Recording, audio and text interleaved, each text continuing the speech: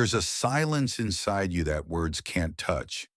You could be surrounded by people who love you, laughing at the right moments, saying the right things, and still feel like you're behind glass, present but unseen, heard but not understood. That ache, it's not just yours. It's a scream buried so deep, even you can't fully hear it anymore. But it's there, and it matters. You've tried to explain yourself. You've opened up. You've said what's true for you, maybe shakily, maybe with hope. But the world stared back blankly, or worse, politely, like it never really heard you. Eventually, you start asking the quiet question, is something wrong with me? Don't rush to answer that. Don't numb it. Don't shrink it. Because that ache of not being seen isn't a sign you're broken. It's a sign you're still awake in a world that often isn't. And that feeling, uncomfortable as it is, might just be the beginning of your most powerful self.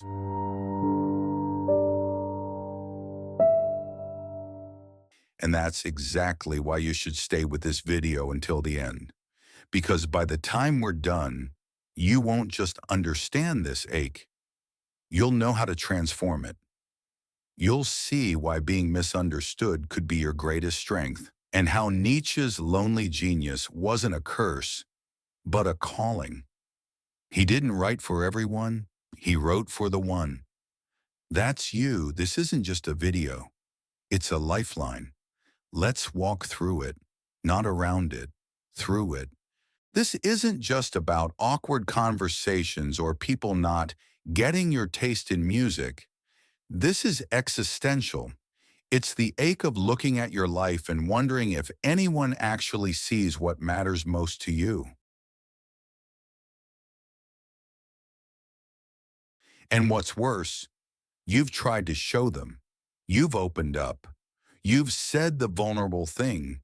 You've shown the scar, not just the smile, but still blank stares, shallow comfort, a silence that somehow makes you feel smaller than saying nothing ever did. Here's where it begins. Childhood. You had moments, maybe just glimpses, where your real thoughts tried to rise. The weird questions you asked, the dreams that didn't fit the mold, the intensity of your emotions when something felt unfair or beautiful or just wrong. And someone, maybe with love, maybe with fear, told you it was too much, too loud, too sensitive, too different. And what you learned in that moment wasn't just that you were wrong, you learned that you were alone in your inner world. Nietzsche called this the price of individuality. In a world obsessed with sameness, where predictability is prized and conformity is rewarded, the person who dares to be different will be cast out. That exile may not look dramatic. No one burns you at the stake for thinking differently anymore, but you feel it in the pauses, the awkward chuckles, the way conversations skim across the surface and never dive where you want them to. You start to wonder, is it me? And the tragedy is, most people answer, yes. So they shrink. You start adapting. You say less. You nod when you want to question. You laugh when you want to cry. You date people who like the idea of you, not the real you. You chase jobs that feel impressive, not meaningful. You edit yourself mid-sentence. You shrink in rooms where you used to dream out loud. And the worst part, you get good at it. So good that even you start to forget what your voice sounded like before you began performing. And slowly, almost imperceptibly, you begin to vanish, not in a tragic cinematic way, but in the quiet daily erosion of your soul. The kind of disappearance no one else notices, because on the outside, you're still playing the part. But on the inside, you know, there's a hollowness behind your smile, a ghost sitting in your chest. You've become a stranger in your own life, a well-rehearsed version of someone you never meant to be. But even then, something in you refuses to die. It might not scream, it might not demand, but it aches. It aches beneath your laughter, beneath your performance, like a quiet rebellion that never gave up. What does not kill me makes me stronger. That ache, it's not weakness, it's your soul trying to come back online. Nietzsche wrote, "And those who were seen dancing were thought to be insane by those who could not hear the music." This isn't a poetic metaphor, it's a diagnosis. And those who were seen dancing were thought to be insane by those who could not hear the music. You've been dancing your whole life to music only you could hear, and people thought you were odd, difficult, dramatic. They didn't understand that what they call your weirdness was the only honest part left in you. And this is the turning point, because once you realize the ache is not a curse, but a signal, you stop trying to fix it. You start following it. You stop asking, why don't they understand me? And start asking, why did I ever think they had to? Because here's the hidden truth. You're not supposed to be fully understood. No one is. Every person is an ocean, but the world treats us like puddles. Your complexity, your contradictions, your mess, that's your humanity. The people who expect you to make sense aren't really looking at you. They're looking for a version of you that makes them feel comfortable. Let them go. Let them misunderstand. You're not here to be decoded. You're here to become. Nietzsche knew this ache intimately. He wasn't just a philosopher, he was a man exiled by his own time, ridiculed, ignored, misunderstood by nearly everyone he knew. His ideas, now quoted on coffee mugs and TikTok videos, were once seen as dangerous, incomprehensible, madness. His books sold barely anything while he was alive. Friends abandoned him. Institutions dismissed him. He spiraled into madness, alone. Sometimes people don't want to hear the truth because they don't want their illusions destroyed. But here's the twist. He never stopped writing. He never stopped thinking. He didn't water himself down so he could be accepted. He sharpened his words like blades and wrote for the future, for the few who might one day see what he saw. And in doing so, he became immortal. If you've ever wondered whether your truth matters, even when no one hears it, remember this. Nietzsche died misunderstood, and still, his voice echoes through centuries. You might not be a philosopher. You might just be a person who sees things differently, who feels things more deeply, who questions what others accept without thinking. But in that difference is your power. Your pain isn't the proof that you're broken. It's the evidence that you're real in a world that often isn't. Let's get even more grounded. Think of the artist who paints what no one wants to see. The woman who leaves a perfect marriage because it's slowly suffocating her soul. The teenager who tells their immigrant parents they don't believe in the life path set for them. The man who cries in front of his son, even though no one ever showed him how to do that without shame. These people aren't broken, they're awake. One must still have chaos in oneself to be able to give birth to a dancing star. They are the ones who feel the cost of being real, who risk being misunderstood to live a life that makes sense on the inside, not just on the surface. You've probably done it too, in small moments, in ways the world didn't notice. When you told the truth, even though it ruined the vibe. When you left a friendship that no longer fed your growth. When you admitted you weren't okay, even though everyone expected you to be strong. These aren't weaknesses, these are acts of quiet revolution. And here's the kicker. Most people will never thank you for them, but that doesn't make them any less necessary. Misunderstanding isn't just something you survive, it's something you can transform. It can become the pressure that forges clarity, the silence that forces you to listen to what's truly yours. It's the raw material for art, for depth, for insight that shakes people awake. Because when the world doesn't get you, you're forced to get yourself. You start going inward. You sit with the silence. You begin asking questions others avoid. What do I actually believe? What matters to me when no one's watching? What truth have I buried just to be liked? And as you ask, something remarkable begins. You start building an inner world with care, with honesty, with precision, because no one else can do it for you. You stop looking to be mirrored. You stop waiting to be understood before acting. Instead, you become your own reflection, whole, messy, powerful. That's when it shifts, because people can reject your ideas. They can misunderstand your story, but they can't dismantle what you've built inside yourself. He who has a why to live can bear almost any how. You become sovereign, not detached from pain, but rooted, not immune to loneliness, but no longer defined by it. Nietzsche didn't seek comfort. He sought truth. And in that seeking, he became. So can you. Let the misunderstanding sharpen you, not shrink you. Now here's the trap most people fall into.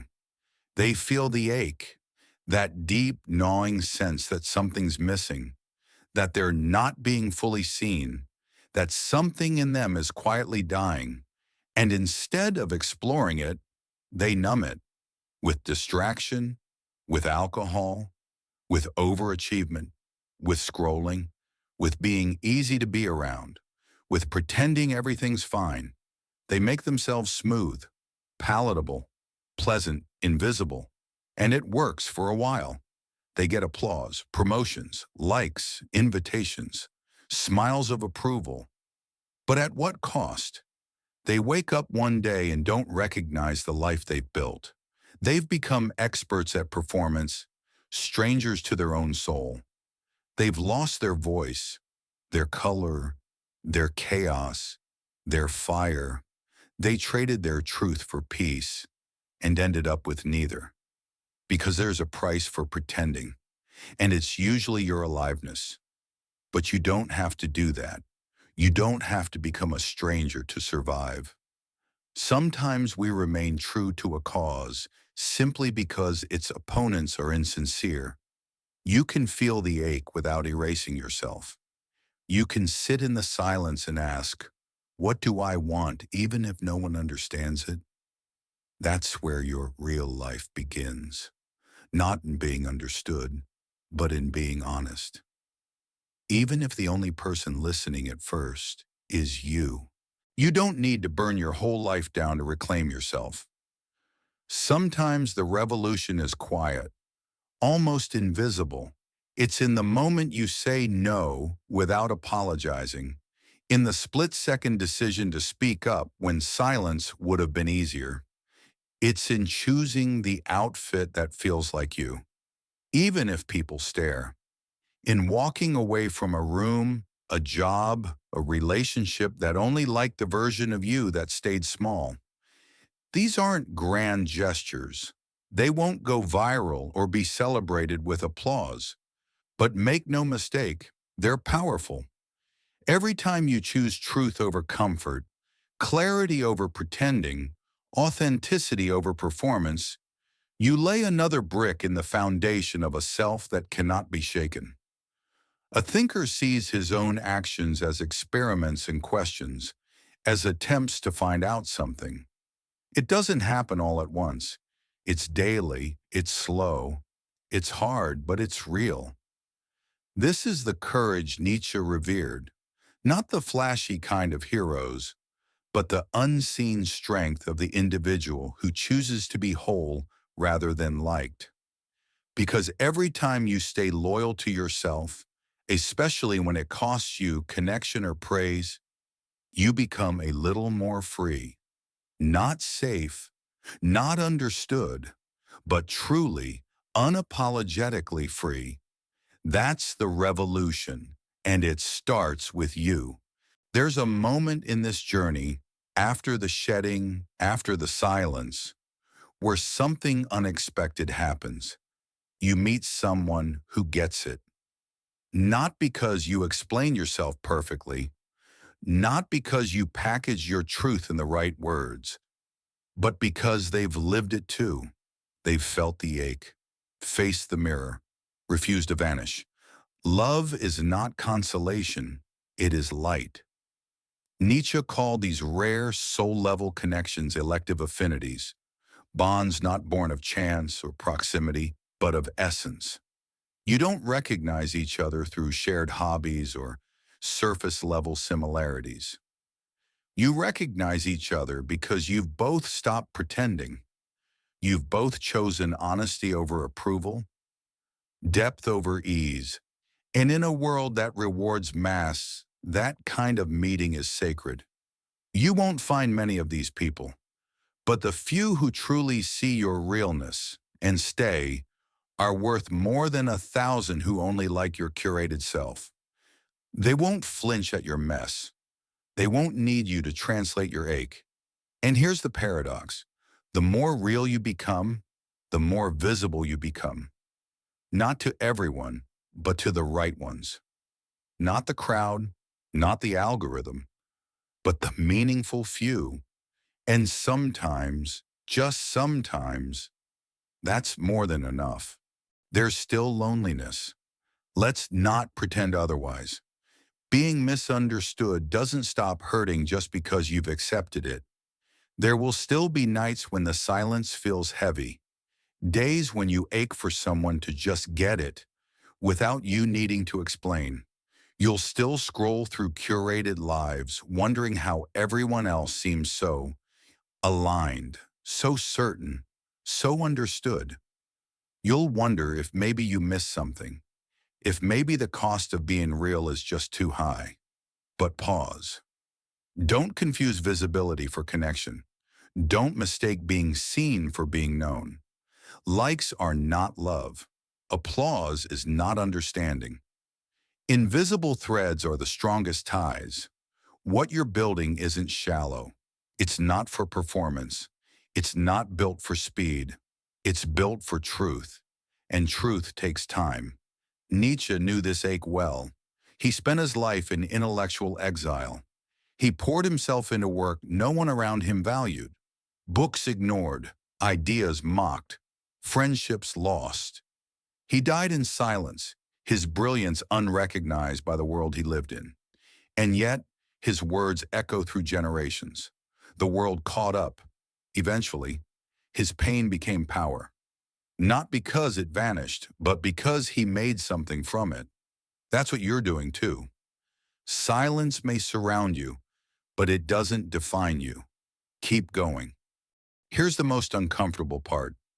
You will never be fully understood by others. But are you willing to understand yourself? Not the curated self, not the version that fits in, the real one, the one you've hidden, even from your own reflection.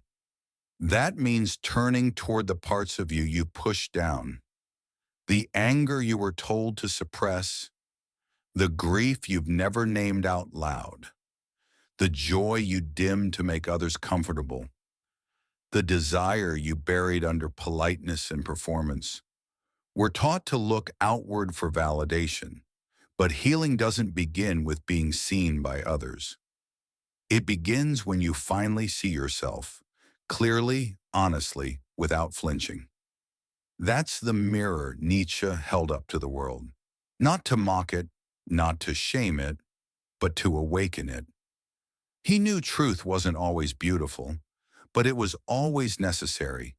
You don't need to be perfect. You need to be present with all of you.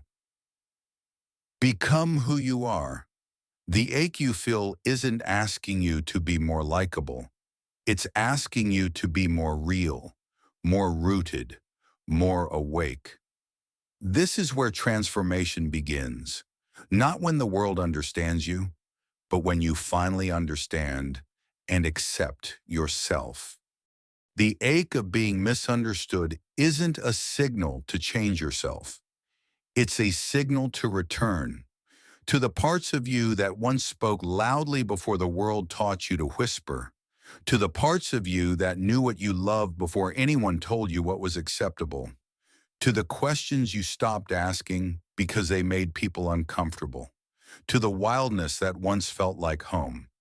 This isn't about becoming someone new. It's about remembering who you were before the world told you to be less intense, less curious, less sensitive, less you. Because the real tragedy isn't being misunderstood by others. It's misunderstanding yourself, believing that your truth is too much, your passion too loud, your questions too inconvenient. Nietzsche wrote, "He who has a why to live can bear almost any how." Your why is in that wildness, in the flame that never fully went out, even when you tried to dim it. Burn the mask. Light the way. You don't need to find yourself. You need to return to yourself. And that return begins the moment you stop apologizing for who you are. You have your way. I have my way. As for the right way, the correct way, and the only way, it does not exist. You don't need everyone to get it. You just need the courage to keep going, even when they don't. Nietzsche once said, "Become who you are. Not find, not invent, become. It's already in you. The truth, the fire, the voice. The real you is not out there. It's underneath. Underneath the people-pleasing, underneath the pretending, underneath the polished version you've trained yourself to become. And yes, it's terrifying to peel that back, to stand in front of the world, not with a version of yourself, but the actual self. Messy, honest, alive. Because being true in a world that trains us to perform isn't easy. It will cost you comfort, maybe relationships, maybe admiration. But what you gain is worth infinitely more. Your wholeness. He who despises himself still respects himself as one who despises. You don't need to be understood to matter. You don't need to be validated to exist. You need to be true to matter. And the more you live in alignment with that truth, the less you'll crave the kind of shallow understanding that once defined your worth. So stop asking, "Do they see me?" and start asking, "Am I seeing myself?" Because when you finally return to who you were before the world told you to be less, that's when life truly begins. Let the world misunderstand you. Let them whisper, mock, dismiss, or move on. But don't let that noise silence what's rising in you. Because here's the truth most people avoid. The ache you carry, the one that keeps you up at night, that gnaws at you when things seem fine, doesn't mean you're broken. It means you're becoming. Becoming is not clean. It's not easy. It's not always beautiful. It's often lonely. But that doesn't mean you're on the wrong path. It means you're finally on your path. And if you're walking it alone right now, it's not because you're unworthy of love or belonging. It's because real transformation often happens in silence before it ever echoes. Speak anyway, write anyway, create anyway, feel anyway. Refuse to shrink into what makes others comfortable. Refuse to explain away your depth. You may not be understood by many, but those who do, they'll find you, not the mask, you. And when they do, it will feel like being seen for the very first time. So let the ache guide you. Let the fire grow. This isn't the end of your story. It's the beginning of your becoming. This wasn't made for everyone. It never was. But if something inside you stirred, if you felt a quiet recognition, a pulse of truth you've been too afraid to name, then stay. Don't scroll past. Don't silence it again. Pause, breathe. Let yourself feel it fully. Ask yourself, what truth have you been hiding? What part of you aches to be seen again? What voice inside you have you ignored for too long? Drop it in the comments, not for likes, not for validation, but for liberation. Say something real. Even if it's messy, even if it's small, it matters. And if this spoke to you, if you want more of this rawness, this realness, subscribe, not to follow, to remember. Because in a world that rewards masks, choosing to be yourself is the most radical thing you can do. And we should consider every day lost on which we have not danced at least once. Let the ache wake you. Let the silence shape you. Let the loneliness teach you. Let the misunderstanding free you. And when your voice finally rises, let it roar, because you're not broken. You're becoming. And the few who feel this too, they're out there, waiting, watching, and when they hear your voice, they'll recognize it as their own.